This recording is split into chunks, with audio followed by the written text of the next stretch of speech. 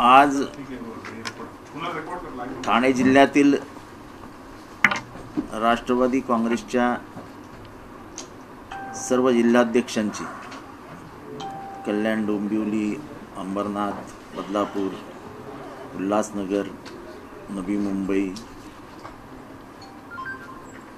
जिल्हाध्यक्ष दशरथ तिवरे अशी सगळ्यांची एक संयुक्त बैठक घेण्यात आली.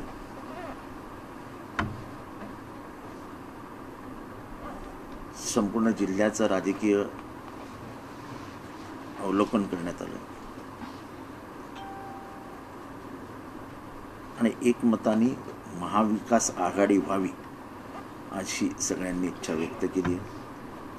त्याचबरोबर ह्यापुढे कोणीही कुठल्याही पक्षावरती महाविकास आघाडीच्या बोलू नये असं आमचं आपापसात ठरलेलं आहे. समोरनं जरी कोणी बोललं तरी त्याचं प्रत्युत्तर द्यायलाच पाहिजे असं काही नाही. आपला प्रमुख प्रतिस्पर्धी हा भाजप आहे.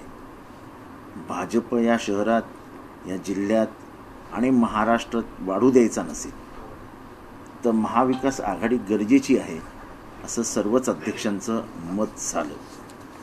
मला वाटतं की जे महाराष्ट्रात राज्य पातळीवर आहे आणि ज्या पद्धतीने राज्य पातळीवर एक दुसऱ्याला सहाय्य करून भाजपाच्या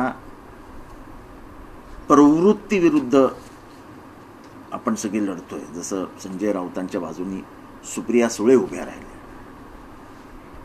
किंवा पवारसाहेब वारंवार सगळ्यांनी त्यांची बाजू घेताना दिसतात पक्षविरहित, तसंच काहीसं वातावरण पूर्ण महाराष्ट्रात व्हायला हवं अशी सगळ्याच कार्यकर्त्यांची, सगळ्या पक्षातल्या कार्यकर्त्यांची इच्छा आहे.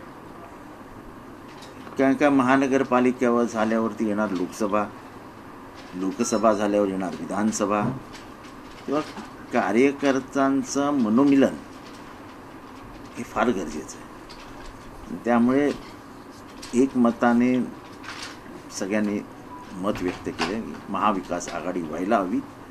ती सर्वच दृष्टीने सर्वांना फायद्याची असेल.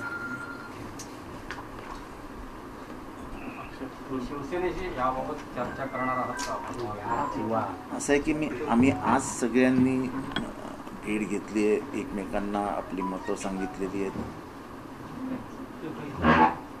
आता निवडणुका कधी जाहीर होतील याचा काही स्पष्टपणा आलेला नाही आहे. आम्ही आमची भूमिका मांडलेली आहे. आमच्यातर्फे आनंद परांजपे हे चर्चा करण्यासाठी प्रत्येक जिल्ह्यातनं 3-3 जण नेमली, 3-4 जण नेमली जातील, शहरातनं 3-4 जण नेमली जातील आणि त्यांनी त्या स्तरावरती तिथल्या महाविकास आघाडीच्या नेत्यांशी बोलावं असा प्रयत्न केला जाईल.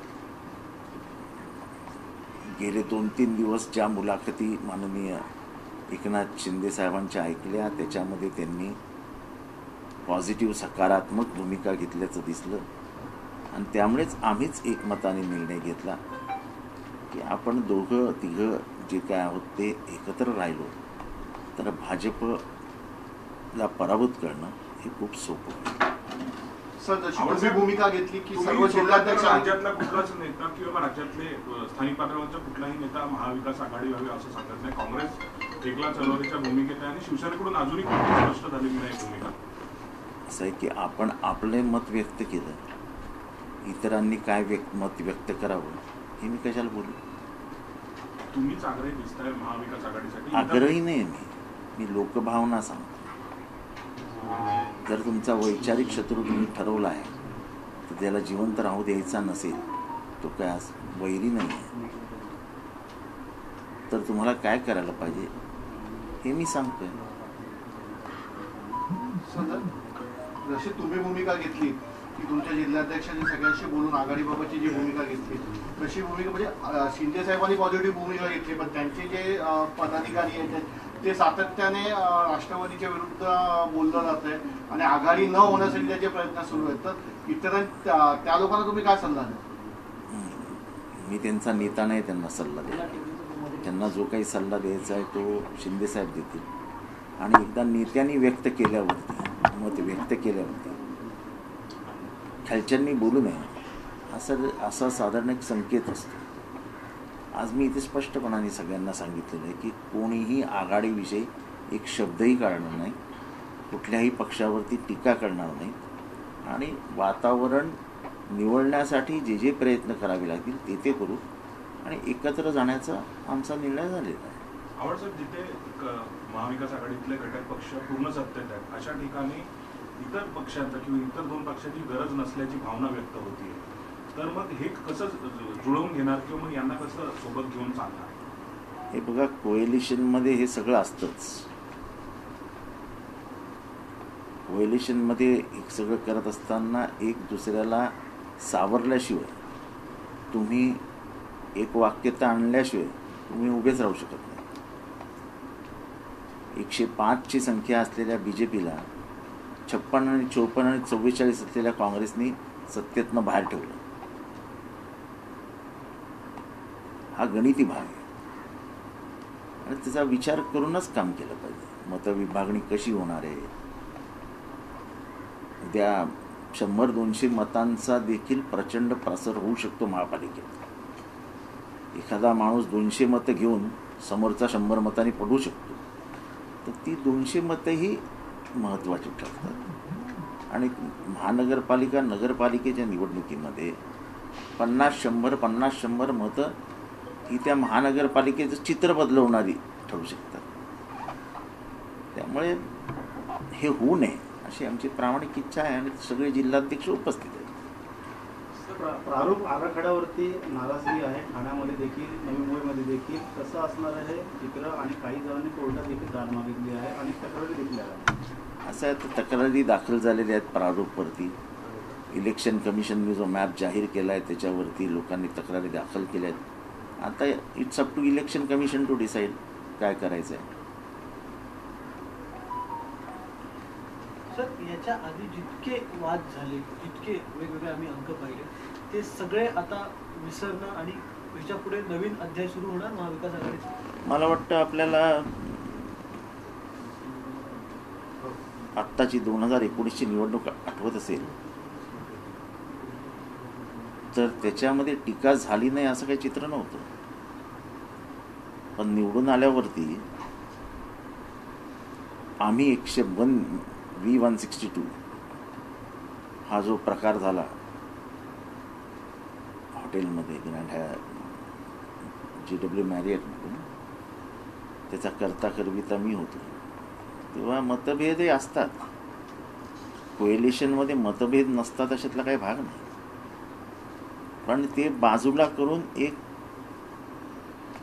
मिनिमम जो प्रोग्राम असतो, कॉमन मिनिमम प्रोग्राम CMP, त्याच्यानुसार पुढे जावं लागतं.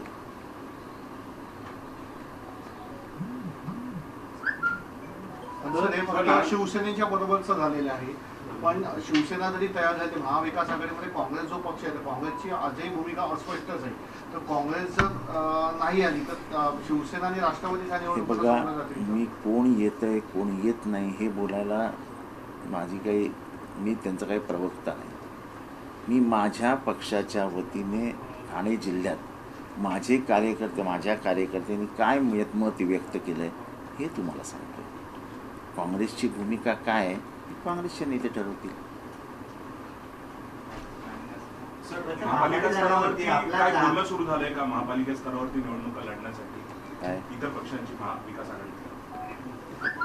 अजून काय तसे चर्चा सुरू झालेली नाही.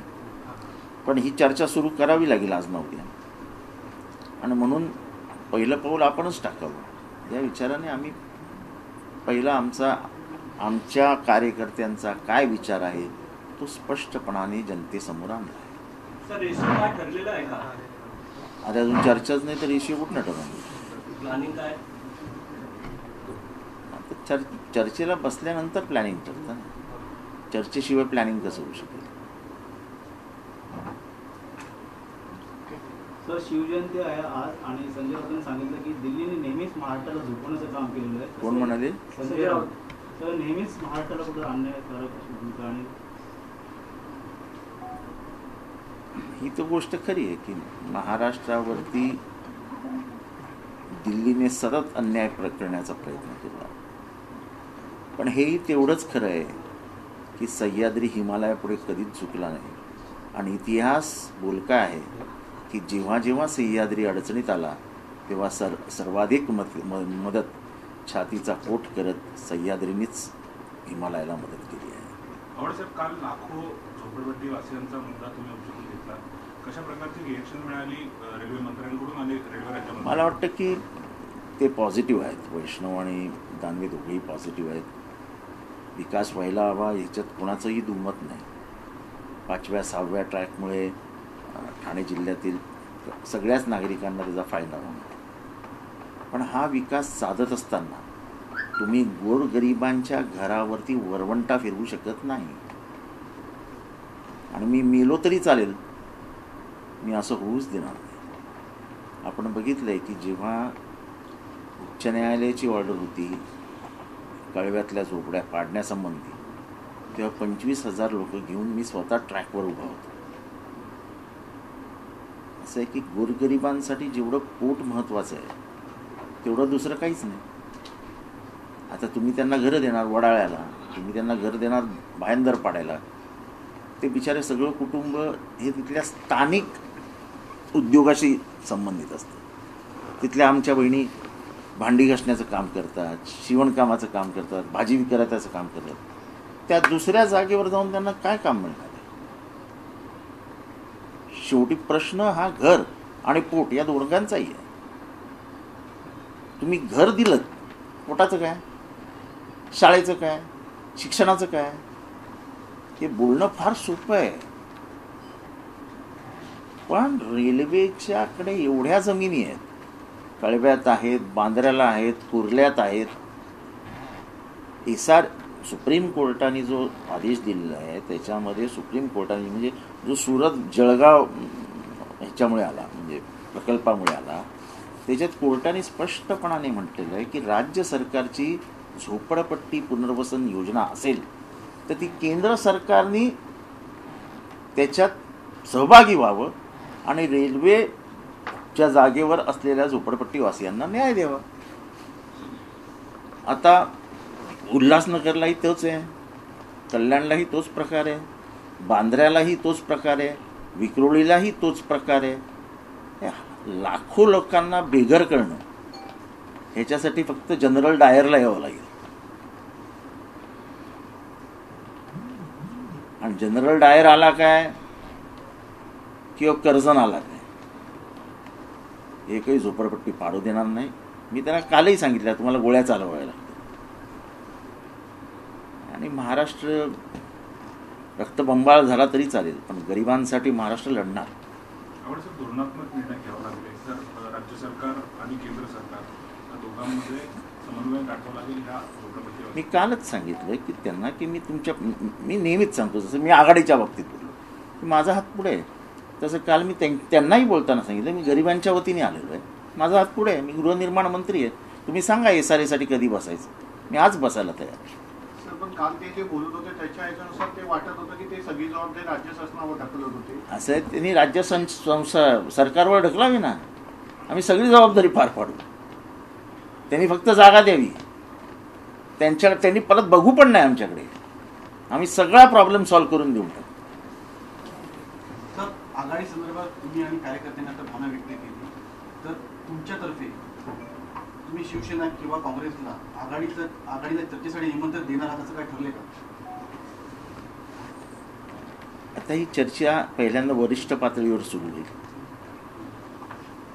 त्या पातळीवर काही चर्चा होईल आणि मग नंतर ती खाली येईल. वरिष्ठ पातळीवर देखील आम्ही आमच्या भावना कळवलेल्या आहेत. आता वरिष्ठ जो निर्णय घेतील तो आम्हाला अंमलात आणावा लागेल. सर, आज देवेंद्र फडणवीस ठाण्यात होते, त्यांनी असं म्हटलं आहे की जी काही ठाण्यामध्ये लोकार्पण कार्यक्रम होतात आहेत, जी महाविकास आघाडी सरकारकडे, ते सर्व 2.25 वर्षापूर्वी माझ्या काळात झालेली आहे, त्याचं श्रेय घेण्याचं काम महाविकास आघाडी क्लस्टरचं श्रेय त्यांचं म्हणणं की क्लस्टरचं श्रेय हे फक्त भाजपचं आहे. क्लस्टरचं धोरण जाहीर कोणी केलं आपल्याला आठवते का? माननीय पृथ्वीराज चव्हाण. मग त्याच्यात थोडासा फेरफार करून देवेंद्र फडणवीस. त्याच्यामुळे जर श्रेयच घ्यायचं झालं तर ते काँग्रेस आणि राष्ट्रवादी काँग्रेसची जी आघाडी होती त्यांना मिळायला हवं. आपल्याला आठवत असेल की माझ्याच सरकारविरुद्ध पहिला क्लस्टरचा मोर्चा हा माझ्याच नेतृत्वाखाली निघाला होता. आपण 25,000 लोक घेऊन या हायवेवरनं 3 हात नाक्यावरनं चालत गेलो होतो आणि भांडुपला आपला मोर्चा अडवला होता. आम्ही आमच्या सरकारविरुद्ध उपोषणही केलं होतं आणि त्याच्यानंतर पृथ्वीराज चव्हाण यांनी निर्णय घेऊन क्लस्टर योजना जाहीर केली. त्यामुळे हा श्रेयवादाचा प्रश्नच नाही. गोरगरिबांची कामं होत आहेत ना. कोण करतो हे फार लोकांच्या ह्याच्यात नसतं. म्हणजे त्यांना माहिती असतं. लोक हे फार ज्ञानी असतात. तुम्ही कितीही नारळ फोडा त्यांना माहिती असतं कुदळ कोणी मारली. त्याच्यामुळे मला त्याच्यात काय म्हणजे देवेंद्र फडणवीस काय बोलले याच्यात काय मला फार बोलावंसं वाटतं. तर त्यांनी असं एक धक्कादायक विधान देखील केलं. यावेळीच्या म्हणजे आताच्या काही लोकांना इतकं श्रेय घेण्याची सवय आहे की कोणाला मुलगा जरी झाला तर हे म्हणतील की माझ्याच प्रेरणेतून तो मुलगा झाला. मुलगा आणि या बाबतीत मी काही बोलू शकतो. तर सध्या ईडीचा दबाव वापरून महाविकास आघाडीवरती त्याला दबाव टाकण्याचं काम चालू आहे. असं बघतात अनेक लोकांचे जे ईडीचे ससेमिरा मागे लागले. नारायण राणेंनी काल मातोश्रीमधील चौघांची नावं घेऊन डायरेक्ट इशाराच दिला. आज पण प्रसिद्ध संस्कारक्षम असलेलं महाराष्ट्राचं राजकारण हे सह्याद्रीच्या कड्यावरनं असं घरंगळत खाली येताना दिसतं. विरोधी पक्ष नेता विरोधी पक्षातला एखादा नेता आजारी असेल तर त्याला हेलिकॉप्टरवरून गावातनं उचलून आणून हॉस्पिटलमध्ये न्यायचा. हे या महाराष्ट्राने बघितलं. कित्येक जणांना अमेरिकेला पाठवून त्यांचं ऑपरेशन करून त्यांना जिवंत ठेवण्याचं काम महाराष्ट्रातल्या राजकारण्यांनी केलेलं आहे. कधीही कोणीही कोणाच्या घरापर्यंत पोचलेलं नाही. कोणीही पोराबाळांना त्रास होईल असं महाराष्ट्रात वागलेलं नाही. कारण की या महाराष्ट्रामध्ये यशवंतराव चव्हाणांचे संस्कार होते. साधं एक उदाहरण देतो. किंवा यशवंतराव चव्हाणांना तुम्ही दुसरं लग्न करा असं जेव्हा सांगण्यात आलं तेव्हा त्यांनी म्हणजे जाहीर भाषणातनं झालेलं आहे तेव्हा त्यांनी त्या माणसाला घरी बोलवलं आणि सांगितलं दोष तिच्यात नाही दोष माझ्यात आहे. हे महाराष्ट्राचं राजकारण. आता तर काय पोरं बाळं बायका सुना सगळ्यांवरच आपण घसरतो. हे काही फार चांगलं नाही आहे. त्यांचा काय संबंध असतो आपल्या राजकारणाशी? माझी पोरगी आता वरती बसली तिला माहिती तरी खाली काय चालू आहे. पण अख्खं घर डिस्टर्ब करण्याचं काम जे काही गेल्या 5-6 वर्षामध्ये सुरू झालं आहे हे काही राजकारण चांगलं आहे असं माझं मत नाही. आणि सर्वसामान्य माणसाला या असल्या गोष्टींशी घेणं देणं नसतं. त्याला वॉटर मीटर गटर रस्ते सुखसोयी इलेक्ट्रिसिटी ह्या सगळ्यांचा प्रश्न पडलेला आहे. इथे महागाई आवासून उभी आहे. हे सगळं करत असताना आपण हे विसरतो की चायना 200 किलोमीटर आत घुसली आहे. भारताचा प्रांत गिळंकृत करते आहे. दुसरीकडे आपण हे बघायला पाहिजे की तिबेटच्या मार्गाने पाकिस्तानला जाणारा एक रस्ता बनतोय चायनाचा. खाली श्रीलंकेमध्ये आपल्या बाजूला चायनाने पोर्ट बनवलंय.